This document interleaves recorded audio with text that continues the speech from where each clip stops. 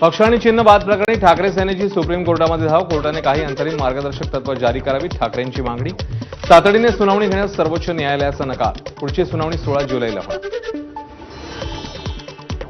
पुण्यातील कुंडमाळा पूल दुर्घटनेचा विषय विधान परिषदेत त्रिसदस्यीय समितीचा अहवाल 15 दिवसात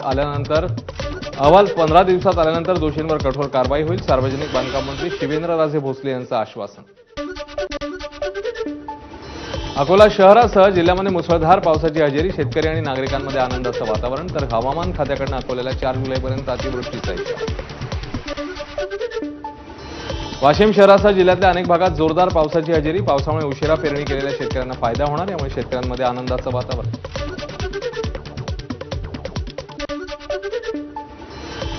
संभाजीनगरच्या चिंचडगावमधील महिला कीर्तनकार हत्या प्रकरणी 2 परप्रांतीय आरोपींना अटक. एकाला वैजापूर तालुक्यातनं आणि दुसऱ्या आरोपीला मध्य प्रदेशातनं अटक. चोरीच्या उद्देशाने महिला कीर्तनकाराची हत्या.